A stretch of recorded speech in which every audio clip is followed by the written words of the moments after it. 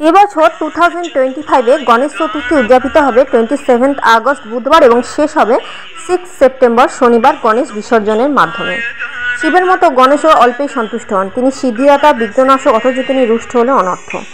গণেশ প্রসন্ন হলে কর্মে দক্ষতা আসে, সংকল্প সিদ্ধ হয়। বিদ্যার্থী বিদ্যা লাভ, ধনার্থী ধন, পুত্রার্থী পুত্র এবং মোক্ষার্থী মোক্ষ লাভ করে। এই দিন অবশ্যই কিছু উপাচার আপনারা করুন, এতে আপনাদের জীবনে শ্রীবৃদ্ধি আসবে। নাম্বার 1, গণেশজির সুরে মেটে সিঁদুর লাগাতে হবে প্রতি বুধবার এবং গণেশজির পেটে হাত বোলাতে হবে আর বক্রতুণ্ডায় হুম মন্ত্রটি বলতে হবে। এতে করে যাতে পেটের সমস্যায় ভুগছেন তারা খুবই উপকৃত হবেন।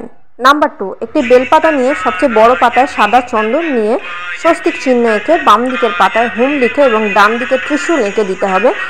এটি গণেশজিকে অর্পণ করতে হবে, এতে করে শত্রু নাশ হবে। নাম্বার 3, একটি কাঁচের কৌটায় মেটে সিঁদুর রেখে একটি ক্রিস্টালের গণেশ তার মধ্যে রাখতে হবে 2টি লবঙ্গ এবং 1 টাকা দিয়ে। এতে আপনাদের গৃহে অর্থনৈতিক শ্রীবৃদ্ধি আসবে। কে আপনারা গণেশ পুজো করছেন অবশ্যই কমেন্ট বক্সে কমেন্ট করে জানাবেন। নমস্কার।